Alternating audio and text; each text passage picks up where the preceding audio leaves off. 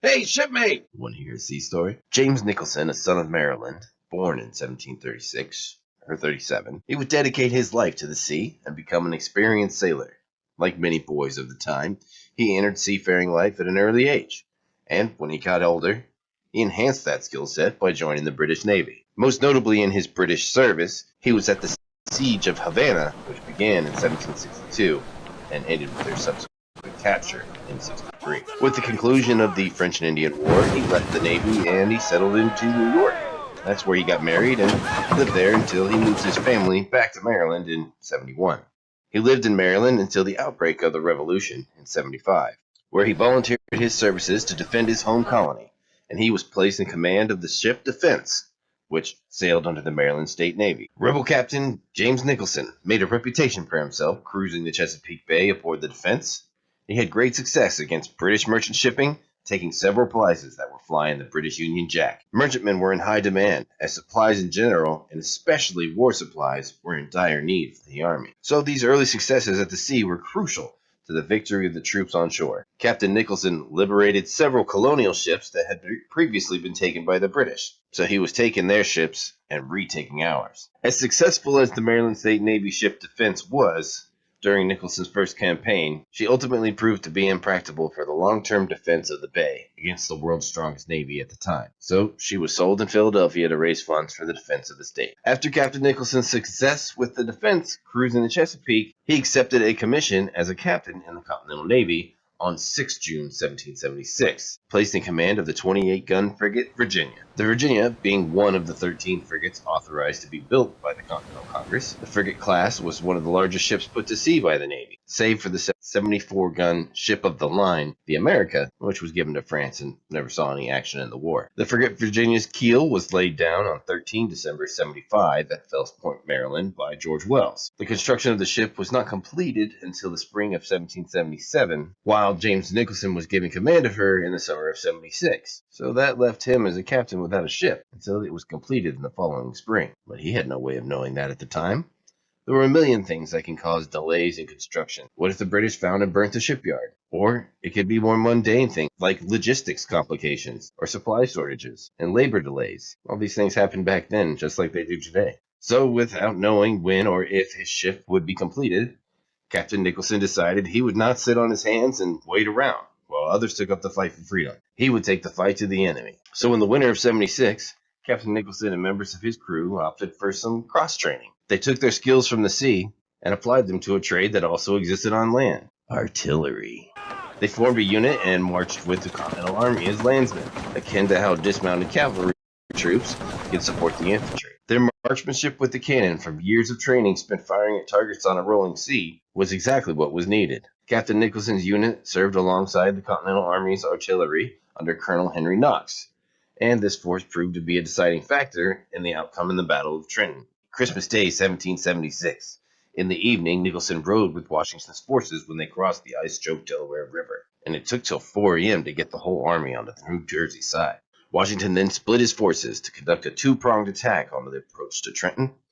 A third column was split off to march along the river road to block escape routes. At 8 a.m., the artillery set up at the intersection of King Street and Queen Street and opened up with a barrage, surprised the Hessian garrison, while the infantry advanced into firing range. Hessian Colonel Johann Rall, the leader of the garrison, kept his cool under the artillery barrage. Under his orders, the Hessians pushed 2 artillery guns up King Street, but Colonel Knox's artillery fire, in conjunction with Mercer's infantry fire, forced the Hessians to abandon the guns. Colonel Rall attempted to take advantage of a gap in the lines and headed to the Americans' left flank.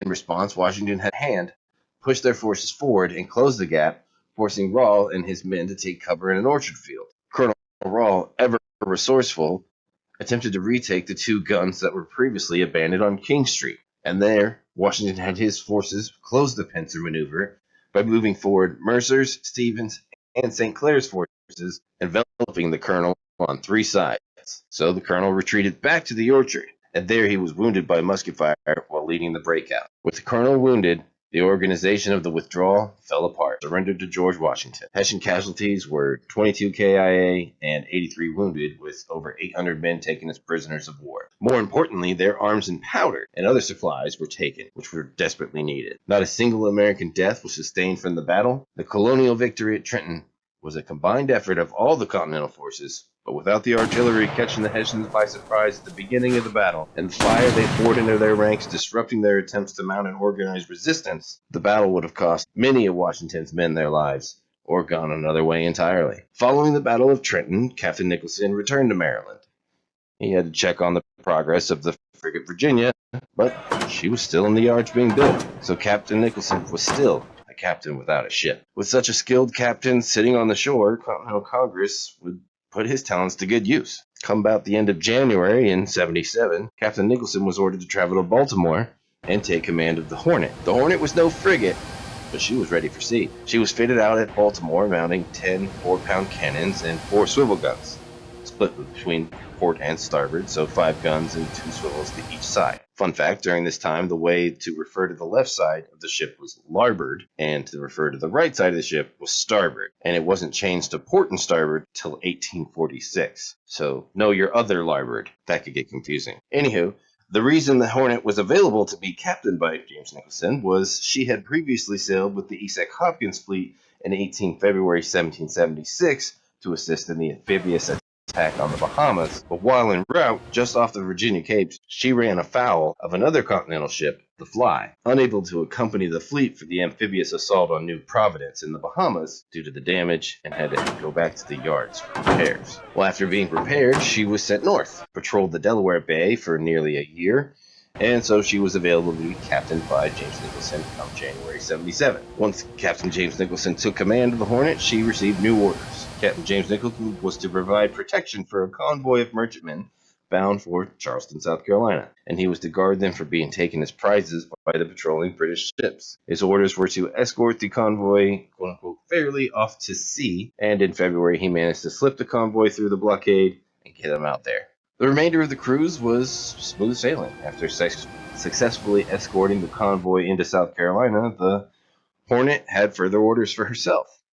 She was to continue on to the French-controlled island of Martinique in order to trade her cargo that she picked up in South Carolina for French arms and powder in order to support the cause. Come April 27, 1777, Captain Thomas Cadogan of the HMS sloop of war Porcupine, armed with 14 guns, spotted the Hornet and 2 other 8-gun schooners.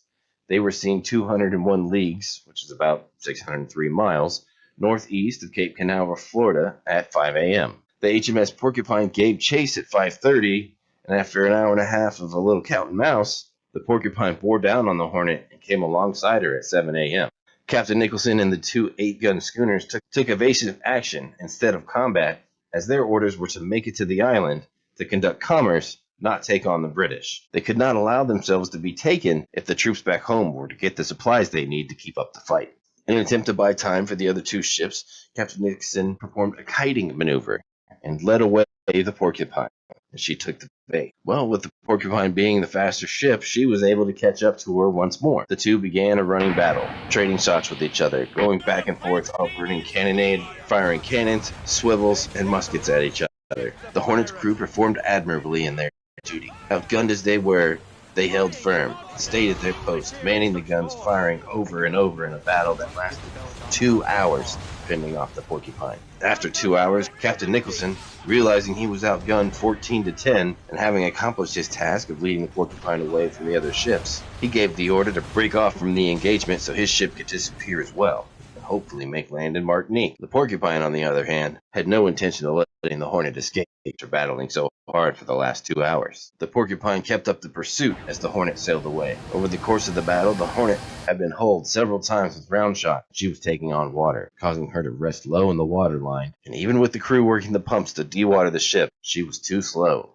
couldn't shake the Porcupine. Captain James Nicholson struck his colors at 9:30 a.m., and the Hornet and her crew were taken to Jamaica, where she was found to be leaking, and there she was condemned as being taken as a legal prize of war. The Hornet had a valuable cargo of rice and indigo. Indigo, an export crop of the Carolina region, it was actually due to the abundance of indigo, which is used to make dye, that the Continental soldiers and sailors' uniforms got their famous blue color. This was used to make American uniforms all the way until the Civil War, which ended in 1865, so for almost 100 years. The Hornet's cargo never made its way to Martinique, being a hotspot for trading goods for weapons and powder. This port was one of the ways the French crown fought their proxy war against the British using American forces. The Bourbons, being bitterly resentful after losing the French and Indian War, or what they call the 7 Years' War, to the British, that ended in 1763. The French could stick it to their longtime British rivals by assisting the Continentals without getting French forces directly involved in open conflict. So word reached back to the Continentals and was reported in the Pennsylvania Evening Post on Saturday, July 19th, 1777. However, Captain Nicholson's name was not recorded amongst the list of POWs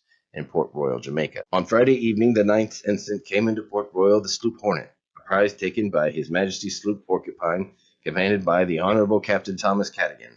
She is the first vessel of war out of Philadelphia under a commission from the Congress, which has been taken and brought into this island. She is extremely well found and armed, mounts 10 carriage guns besides swivels, and had got on board a valuable cargo of indigo and rice, with which she was going from Carolina to Martinique. So, in late April 77, Captain Nicholson returned to his original command, the frigate Virginia, which mounted 28 guns. Her construction, now completed, she was ready for sea, though some challenges still awaited the captain on board. The British blockade of the Chesapeake Bay, for one. He wouldn't be taking any prizes on the high seas without getting past them. A frigate, being a larger ship, she had a deeper draft in the water than his last command. Locals would use back channels and alternate routes to evade the blockade, but the frigate would be too large for any of those options and would have to sail through the teeth of the blockade. The blockade and her size kept her in port, but these combined issues presented a third problem. The Virginia, being a fully rigged ship, meaning she has 3 masts, a foremast in the forward section, a mainmast amidships, and the mizzenmast to the aft, each mast having a mainsail, a topsail, and a topgallant sail that would require men to man each section, which was a lot more than his last command needed in order to weigh anchor. So if she wasn't sailing, there was little work to be had for the crew. Word passes fast in the sailing community, and it was well known she'd been sitting in port for a while, and she was likely to stay there longer still. Given these challenges, it's pretty hard to recruit men to work for a ship that won't sail. If she won't sail, then she can't take prizes. If she can't take prizes, the crew doesn't get their share of funds from the sale of those prizes. No shares of funds means no money for beers on shore, and a real sailor always has tavern money. So a sailor without beer ain't working here. Given how hard it was in recruiting new men to sail for the Virginia, Captain Nicholson had even greater difficulty keeping the crew members he already had. A plethora of privateer ships were actively sailing from different ports not too far away. Those privateer ships drew from the same labor pool that was available to the Virginia. Privateers tempted sailors away with the lure of big and easy money by primarily targeting and capturing slow British merchantmen, as opposed to battling it out with the world's strongest navy. Privateer ships, they had private funding, so they bought ships that were fast, heavily armed. So being fast and having lots of guns was the secret to success in their cruises when they were capturing slow merchants. They would also fight the British Navy if they had to, but their choice of prey was slow-moving, easy money. The privateers even put a little sprinkle on top, and they were not as strict in their rules of service as opposed to what life was like in the Navy. You were less likely to be strapped to the mast and lashed with a whip over a minor infraction on a privateer ship. So, given these challenges, Captain Nicholson had some unique ideas in how to overcome this lack of manpower. Being fed up with this lower than anticipated numbers, he decided he was done asking. He started telling. He resorted to an old trick, often used by the British Navy, and impressed local sailors to work the ship, which basically means he hired them to work for him at gunpoint. He would have crew enough to set sail in Virginia with or without their consent. Though this forceful approach was effective in manning the ship, it didn't sit too well with the governor of Maryland or Continental Congress. In the congressional session dated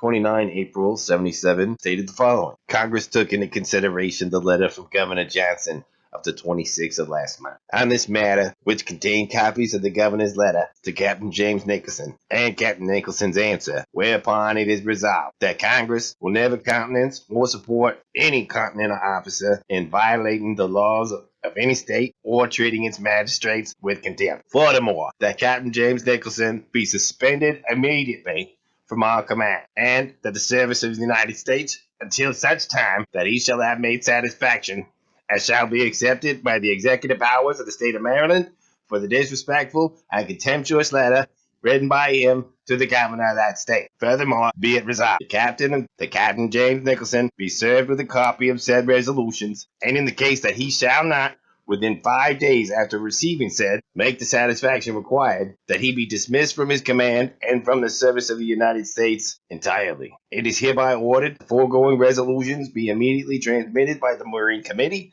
and that they give the necessary orders for immediately dismissing the men impressed by the captain. P.S. The frigate at this place have impressed some seamen, but we have learned that not any complaints have been made on that head. Therefore, this state has winked at this measure. From the record, we can clearly see that Congress was more inflamed about the disrespect that the captain, being a member of the military, had shown to the governor, being the civilian leadership. When in a revolution and setting up a new government, the young institutions and positions of power don't have the long-standing tradition and respect that old governments enjoy. Continental Congress wanted to make it clear that the civilian leadership held the keys to power, and that in no way, shape, or form could a military leader, be they a general, or an admiral, or an entry-level seaman, take authority over the civilian government. The founders were well versed in the classics of Roman history. As the founders were attempting to establish a republic in the New World, the dangers of military leaders that could overthrow a republic and establish an empire like Julius and Augustus Caesar did, which, by the way, is where we get the current names for the months of July and August from, were ever present in their minds. It wasn't until the very end of the congressional session, and it was further addressed in the postscript message, that the subject matter that had borne the comments of contempt and disrespect were even brought up at all. The details in the postscript message suggest that the impressed men were being well treated, so it was not as urgent of a matter as it could have been. Worst case, Captain Nicholson had the authority to hang a man for any attempt at mutiny. The captain had the authority to demand the loyalty of his crew, and for minor and lesser offenses he could use the lash, and have men tied to the mast and whipped as punishment for any escape attempts, and for grumbling and disrespect they could be confined to quarters and put on bread and water, which makes you constipated, so it's not very pleasant. But it's not as bad as being whipped or hung. So Congress was big mad that he had not shown the proper reverence to the civilian government, so they suspended him from command and threatened to fire him if he didn't make it right. So Captain Nicholson received word of his suspension and sent the following letter in reply to Congress and to the governor, dated May 5th, 1777. I was yesterday served with a resolve of Congress in consequence of a complaint by your excellency in regard to my impressing men on board the frigate, and the letter I wrote which your excellency on that occasion, by which I find that Congress disapproved of my conduct and ordered me to make such satisfaction as shall be approved by the executive power of the state of Maryland. It has never been my desire, sir, or inclination, to violate the laws of my country or treat any of its magistrates with contempt, and am sorry to find the letter I wrote you is viewed by your excellency, by Congress, and many of my friends to carry much more contempt and disrespect than I ever intended, though I willingly confess that when I came early to review the copy of the letter, I disapproved of it myself and willingly recalled several sentences of it, and was very sorry I sent it. When I received your letter, I immediately apprehended that some persons who wish not my welfare have been endeavoring by misrepresentation to prejudice me in your opinion, and give me sensible pain to find that they had so far succeeded as to induce your excellency to charge me with crimes my conscience told me I was not guilty. I have never viewed it derogatory to the character of any gentleman to make concessions for any rudeness he may have been guilty of to any private gentleman, much less to the executive powers of a state, and will therefore make your excellency such acknowledgments. For such expressions which my letter may have contained as consistent with my honor as a gentleman and an officer, and I would therefore beg to know what satisfaction will be demanded or esteemed sufficient. I freely own it is not my desire at this time to be dismissed the service, and I hope you will believe me when I add that my private interest has not the least weight in producing that desire, and that amongst other motives is the chief desire to profit my country by service, which I fondly think will be more effectually done by my continuing in the ship rather than the appointment of a stranger, as I am afraid my being dismissed at this time and manner would produce the resignation of most of the officers on board, and consequently delaying her sail a longer time. I am, sir, James Nicholson. So the Virginia would remain in port for the rest of 77, working to get a volunteer crew aboard as the impressed sailors had all been released, and the rest of the year Captain Nicholson spent working on clearing his legal battles. Come January 78, Isaac Hopkins, the commander-in-chief of the Continental Navy, was dismissed from the service, and Captain Nicholson, being ranked high on the list of all captains from early on in the war. He was selected to become the most senior officer in the Navy and held that rank for the remainder of the war. However, he was not named commander-in-chief, just senior most ranked. Now, this distinction of being the highest ranking officer in the Continental Fleet helped with smoothing out the difficulties with the governor and with Congress.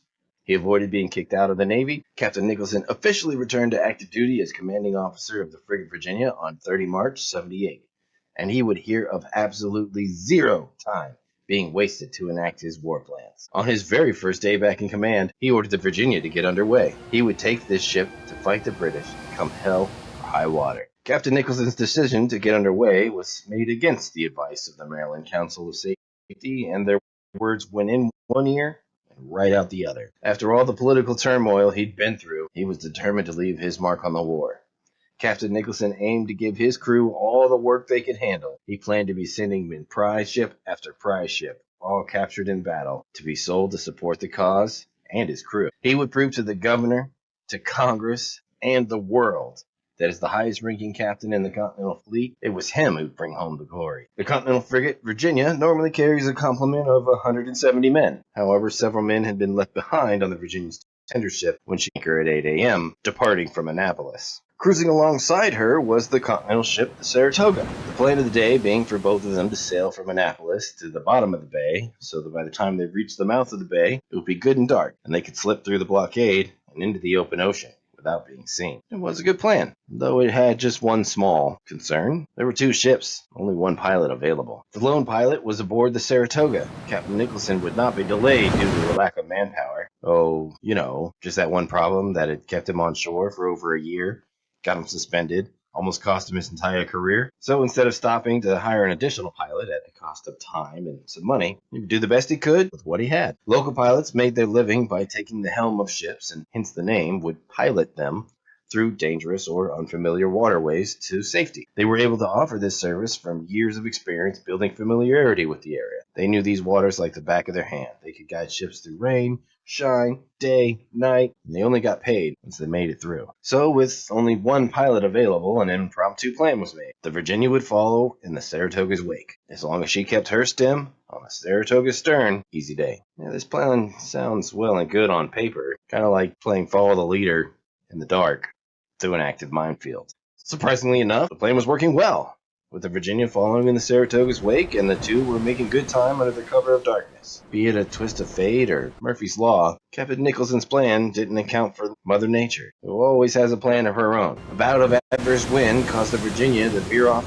and when she attempted to correct course to get back on the safe path the Saratoga was carving out for the Virginia in her wake, the Virginia stepped on that proverbial landmine. She found firm ground beneath her keel where the ship's in deep water. And to make matters worse, just where she got stuck. The two ships were a few leagues to freedom and had nearly made it to the open sea on the Virginia side of the bay. It would have been great if she hadn't got stuck there, but now that she'd run aground, come daylight, she'd stick out like a sore thumb to any ship passing by, be they friend or foe. She was close to Cape Henry on the Virginia side of the Chesapeake Bay, and adding to the catastrophe, while attempting to free herself from the ground, she did move a bit, but only enough to beat herself repeatedly upon that ground, causing her to leak and take on water. Taking on so much water that even with the 4 pumps running constantly, it was a struggle to keep her from listing over on one side. In the same effort to move her off the rocks that beat her up and caused her to take on so much water, she also lost her rudder. So if and when she did free herself, it'd be a very slow and tough voyage back to port for repairs, rather than taking any prizes at sea. If the rudder couldn't be repaired,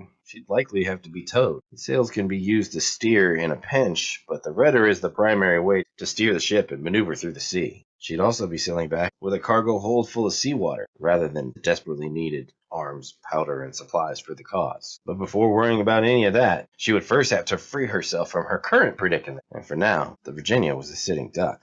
At 3 a.m. on 31 March 78, a British squadron was cruising the Atlantic along the opening of the bay, enforcing their blockade. Their squadron consisted of the frigate HMS Emerald, captained by Benjamin Caldwell, the HMS frigate Richmond, captained by John Lewis Godoyne, and the 3 tender ships, the St. Albans, the Ariel, and the Senegal. They just so happened to be patrolling along this exact section of the bay where the Virginia had run aground in the early morning hours. But come daylight, they found her, and they knew exactly who she belonged to. At 9 a.m., The Emerald fired a 6-pounder at her, and the Virginia struck her colors without returning fire. Captain Benjamin Caldwell of the HMS Emerald reported the capture of Vice Admiral Viscount Howe in a letter on 3 April 1778. I have the honor to acquaint your lordship of having taken the rebel frigate Virginia, of 30 guns and 159 men. There was many more men belonging to her, but some were sick on shore and others left behind. 35 of the Virginia's crew were not entered into the prisoner of war musters on either of the frigates, but they could have been split among their tenders. However, it was reported that many men remained on board the Virginia to assist with repairs. To the hull and rudder, having joined the British service. To them, betraying the cause was seen as preferable to rotting in a prison ship full of famine, rats, and disease, which meant a slow and painful fate. Afterward, the Virginia was libeled and condemned. Libeled meaning she was presented before an Admiralty prize court, and condemned meaning the court ruled she was taken captive as a legal prize of war. The Continental Navy frigate Virginia was pressed into royal service on 19 May 78, and to rub salt in the wound, they made her keep the same name. She would bear the shame of being captured for the rest of her service, and was later used to fight against those who built her, most notably at the continental disaster of Penobscot Bay, where the HM frigate Virginia drove the American ships before her and scattered the fleet. The HM frigate Virginia had been hired at gunpoint, much like the Maryland men Captain Nicholson had been pressed to work for him back in 77. The shares for her capture were divided in accordance with the British price system. How the British price system worked is they measured a ship's power level and then used that number to determine their contribution to the capture of said prize in the form of a percentage. Power levels? Like Dragon Ball Z? Kind of.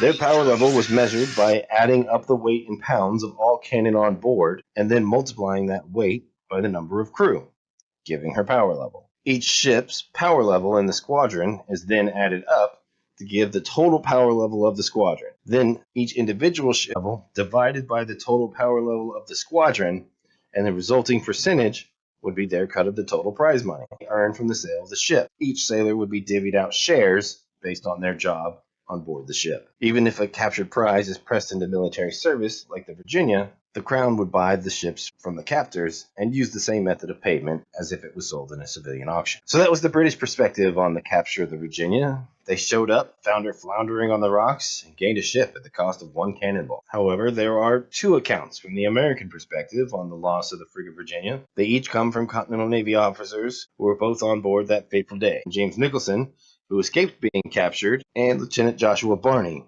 who was taken as a prisoner of war and later returned to service in a prisoner exchange. 2 days after the loss of the ship, Captain Nicholson presented his defense to the Marine Committee of the Continental Congress, explaining, "This will inform you of my misfortune in losing the Virginia. At 3 o'clock in the morning on the 31st, I had weighed anchor from Annapolis at 8 a.m. on the preceding morning, and had taken the advantage of going down the bay in the company with a brig which had a pilot on board, supposed to be one of the best in the bay, to whom I had agreed to give 100, provided he carried me out clear of the ground. The wind blew hard at northwest, and in every other respect it was a most favorable time, and although my tender was absent with 19 hands, I thought it most advisable to proceed. At the above-mentioned time, she struck on the middle ground, and in about an hour and a half, beat over it, with the loss of her rudder, and taking on as much water as we could well clear from her with 4 pumps, in which case we thought it was advisable to come to an anchor until daylight, when we found one of the enemy's ships about 2 gunshots off and abreast of us, with another ship further up the bay, upon which I hoisted out my barge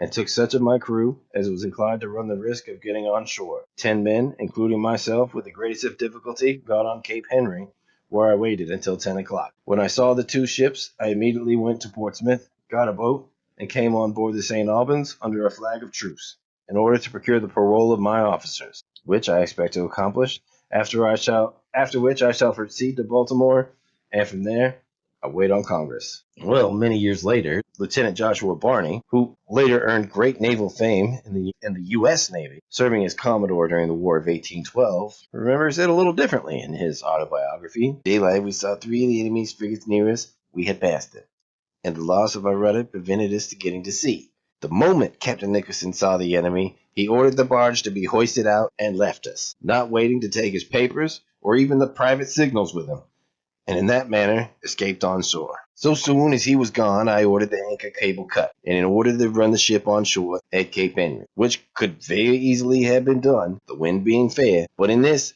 I was overruled by the other lieutenant, who declared we could not approach the land, so that all I could say was without effect. The men gave themselves up, broke open the store and slop room, and got drunk, and they would do nothing. I then cut the rudder away, which hung by its ropes, and at 10 o'clock, the enemy's frigate Emerald Captain Caldwell came and took possession of our ship. The next day, Captain Nicholson came on board under a flag of truce to inquire after his clothes, on which occasion I could not help upbraiding him with his conduct and quitting this ship the first man, who, if he had remained on board, there was not the least doubt that we could have ran the ship on shore, where she might have been destroyed, by which means preventing her from falling into the enemy's hands and saved 300 men from being made prisoner. However, Lieutenant Joshua Barney's account of the event came out in his memoir years later, so his words never made their way to the ears of the Continental Congress. Captain Nicholson's testimony was the only one on the matter, and he was acquitted of any negligence by a court of inquiry in regard to the loss of the frigate Virginia. And Captain Nicholson was once again a captain without a ship. In light of the loss of such a large ship, the Virginia, being one of 13 frigates turned out by the Continental Navy, all that effort to build and man her had been done in vain. With this loss on his record, it's not a big surprise that even though Captain Nicholson was the senior most ranking officer in the fleet, he was left on shore without the command of a ship. However, the war raged on, and the Navy needed commanders that could put to sea and take the fight to the enemy. So Captain Nicholson was given command of another frigate. His next command, the frigate Trumbull. In a strange twist of fate, the frigate Trumbull had similar troubles to the frigate Virginia early in her career, just in Connecticut instead of in Maryland. Same problems, different day, as they say. The Trumbull had been built and launched for service back in 1776 from the shipyards in St. Louis, Connecticut. The builders soon discovered that her deep draft would make it extremely difficult to get the ship across the mouth of the Connecticut River and into Long Island Sound. A sandbar at the mouth of the river stood in her way. Fearing that she'd be beached on the bar, she was forced to wade it out in the river, and that's right where she stayed, for all winter. In the following spring of 77, it was thought maybe with the snow melting, it would raise the water level in the river so she could float over the sandbar, but no such luck would find the Trumbull. And there she remained, defenseless and idle, sitting in the Connecticut River, until a plan could be made to get her over the sandbar. It was a miracle in and of itself that the British or their Tory supporters did not find and burn her to the waterline where she sat. After all, the Continentals gave them 3 years to do it, for that's how long she was left sitting there. So, come 1779, and finally realizing the value being wasted in her just sitting there, considerable effort was put into freeing the Trumbull. Captain Elijah Hinman suggested that casks of water be lashed along both sides of the ship, both forward and aft, and stout ropes running beneath her keel. If the water in the casks were to be pumped out, they could then provide more buoyancy to lift the ship just enough in the water as to permit passage over the bar. He was right. The casks, once pumped out, were a success, and the Trumbull was freed from the river after years of confinement. She was sent to New London, Connecticut on the deeper Thames River, so she could be refitted for sea service after 3 years of neglect. So this catches us back up to the current timeline where Captain Nicholson, on 20 September 79, was given command of the frigate Trumbull. Having learned his lesson from his haste in sailing the frigate Virginia, he waited out the winter of 79 in Connecticut to get the ship fully repaired and ready for service by the spring of 1780. Fully repaired as well as armed, Captain Nicholson's Continental frigate Trumbull mounted 32 guns in total, and 24 of those being 12-pounders. So in March, he was finally back out on the high seas and hunting for British prey. And on the 18th, he took on the British and won. He captured a ship and returned to port in Connecticut. Finally back on the high seas at latitudes 37.74634 by longitude 53.1457. So now back in the good graces of high command, with a fresh victory under his belt, he wrote a letter to the Board of War, and below is their response to his letter from 27 March 1780. The Board were this day favored with your letter from the 27th, reporting the frigate Trumbull is completely rigged, wooded, and watered, with 120 men on board, officers included, and that she only waited for some additional provisions and cannon, which you no doubt will be on board in 3 weeks' time. As the Continental ship Saratoga and Captain John Young is now launched and fitting with the utmost expedition, the Board intends for that ship to cruise in concert with the Trumbull. Therefore, you are hereby directed to take a short cruise in latitudes as you think would be most likely to annoy the enemy, and afterwards come into Delaware towards the latter end of the month of June, and therefore to join the Saratoga and any other continental ships which may be here at that time. Any prizes you may take, you are to send into this port, if from your situation and other circumstance it may be deemed the most convenient. The board have reason to expect the Continental Frigate Alliance and the Confederacy soon on this coast, and therefore hope to have your squadron of a respectable force, especially if the Dean and the Bourbon can be added. I am John Brown, Secretary of Board of War. So Captain James Nicholson was to lead the squadron, serving as Commodore of all Continental Navy ships in Delaware come the end of June. This squadron would be a formidable force to take on the British, being that it was still March, and June was months away before that squadron was even due to be assembled. Captain Nicholson would follow his orders. The latitudes he chose were further south. The British, at this point in the war, had shifted their focus to the southern campaign, and with Nicholson mobile on the high seas, he was happy to meet them down where they were. So he made his way down the coast to his old stomping grounds off the North Carolina and Virginia coast. And on Tuesday, 18 April 1780, the Continental Navy ship Trumbull, he found and easily captured an unidentified schooner commanded by a Mr. Hall. She was bound from British-occupied New York and was headed to Bermuda. A prize crew was put aboard, and she was ordered up the Delaware River and into Philadelphia. So not wanting to give up the hunt, but having to return to port before June ended, headed north by northeast actually, and sailed a bit past Delaware, and was hunting off the New Jersey coast. And on May 27, 1780, he came across Captain John Hall's New York privateer schooner, the Queen Charlotte, operating out of British-occupied New York. She struck her colors, quickly captured. A prize crew was put on board, and she was sent up the Delaware River to Philadelphia. So having success in both the northern and southern coasts, and it still not being the end of June, merely the beginning of June, and after picking up 4 additional cannon, bringing his armament to 36, he wasn't done hunting. He wanted another victory under his belt before commanding the Delaware fleet. Captain John Coltheart's British privateer ship, the Watt, had weighed anchor from Liverpool, England, and was crossing the pond and on the hunt for continental ships. The Watt was a sleek sailing ship with some teeth on it, carrying 36 12-pounders and 250 men. At 10 a.m. on June 1st, in latitude 35 by 54 north and longitude 66 west, she spotted a large ship under her lee bow. Captain Coltheart thought the sighted ship was a Whig vessel. So following the English Civil War, there were forces who opposed the restoration of the monarchy, and this group was Whigs. So the British would use this term to refer to continental forces to deny them their status as forces of a separate and independent country.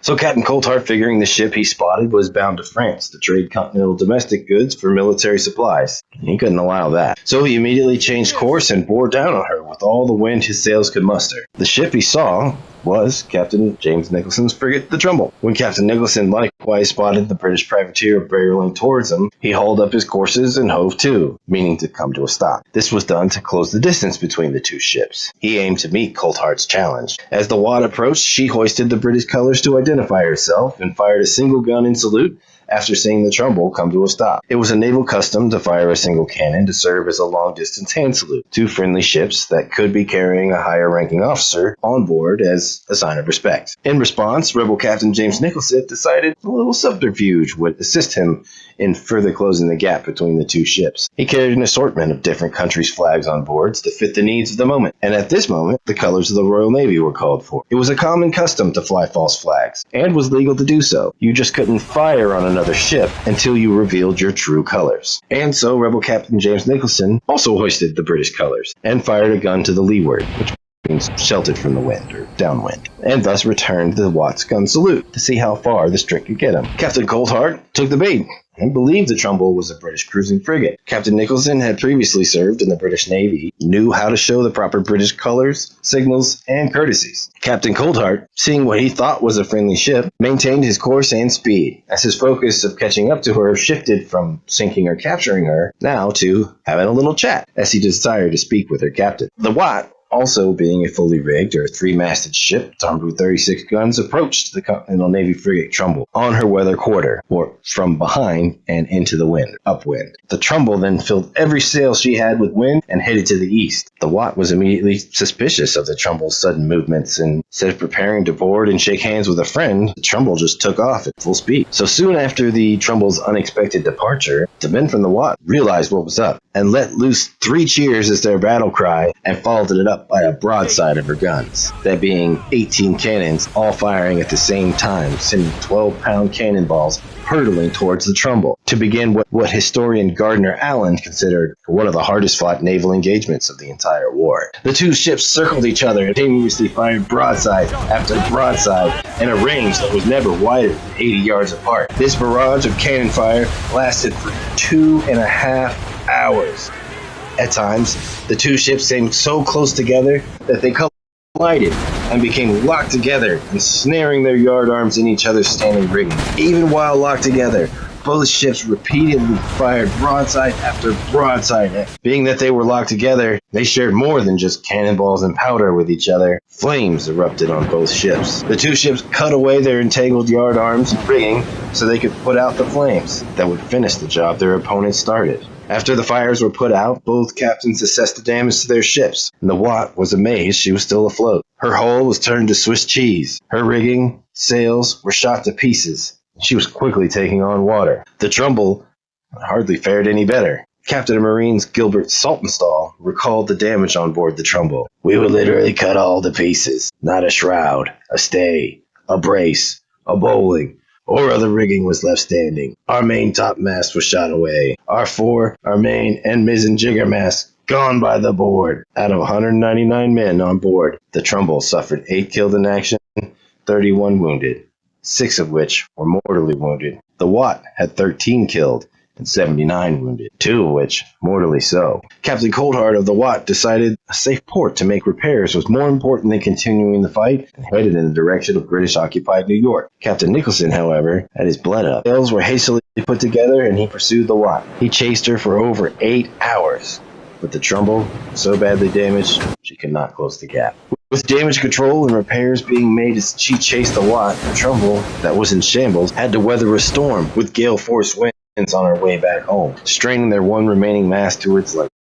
Luckily, the mast held, and Captain Nicholson and what was left of the Trumbull pulled into home port in Connecticut. Nicholson was congratulated on the gallantry displayed in the defense against the Watt by the Board of War for his command of the Trumbull in the face of the enemy. The plan had been for the Trumbull to return to port with none or minimal damage that could be easily repaired. Only a few weeks away was her next mission, leading the squadron from Delaware, with Rebel Captain James Nicholson commanding all as Commodore. They were to cruise together against the British Navy and against British shipping. Further plans were to sail in consort with Admiral de Ternay's French fleet. Neither plan would come to fruition. The Trumbull had a long stint in the yards for repairs coming her way, and she would not be cruising the high seas anytime soon. But she would live to fight another day. Come the following spring, in March of '81, while the Trumbull was still stuck in the yards being repaired, her captain was not. Rebel Captain James Nicholson took command of a fleet of small vessels that ferried the Marquis de Lafayette's men from the head of the Elk River in modern-day Elkton, Maryland,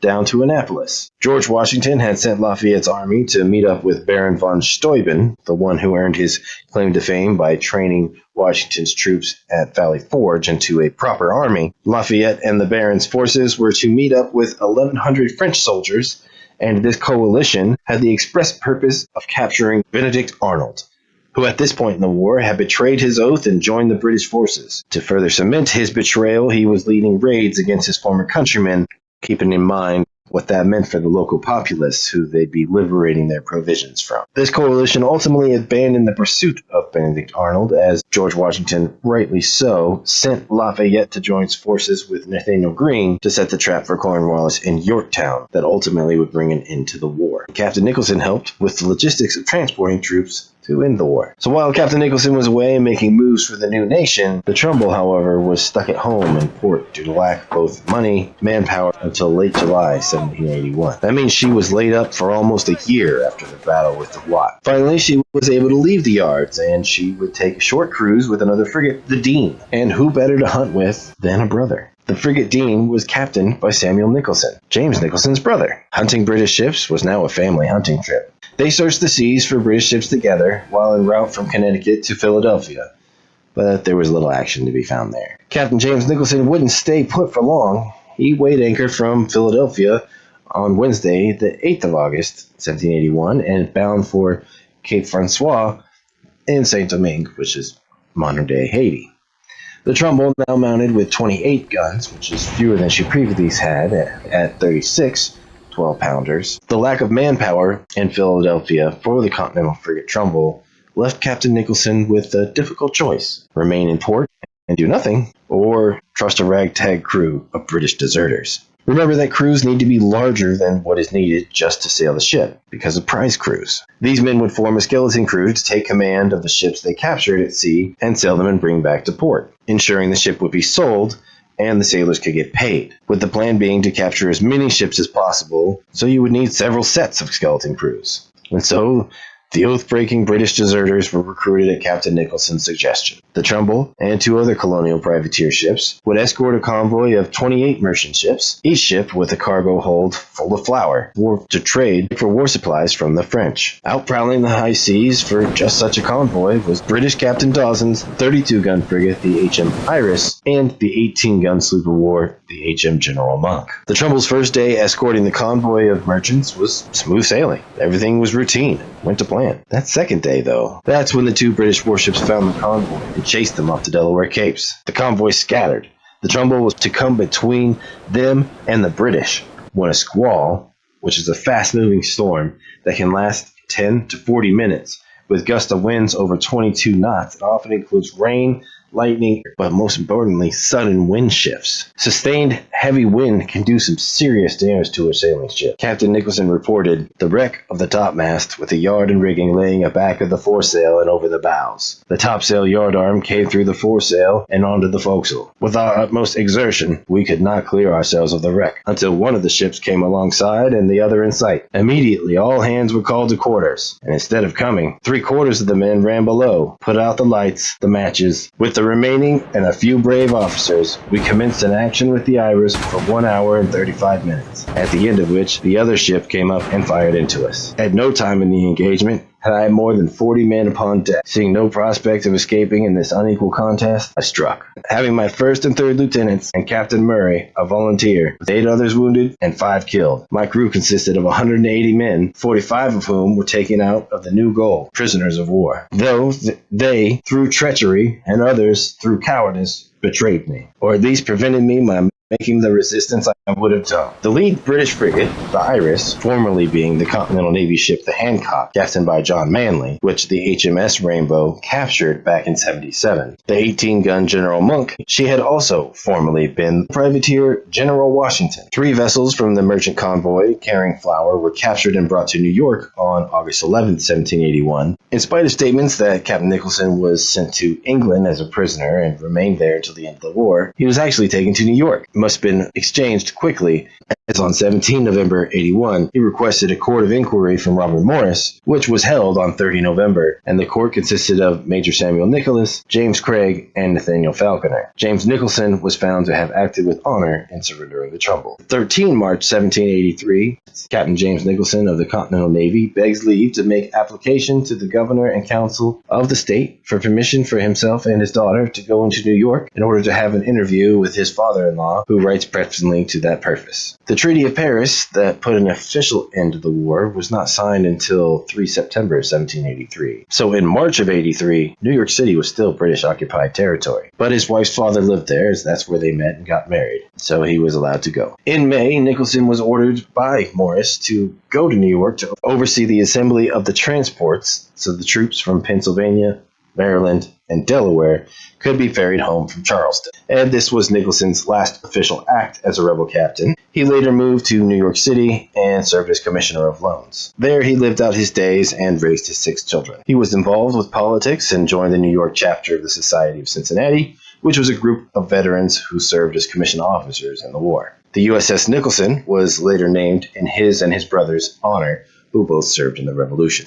And that was the fate of Captain James Nicholson. Sail fast, fight hard, and God save the new nation.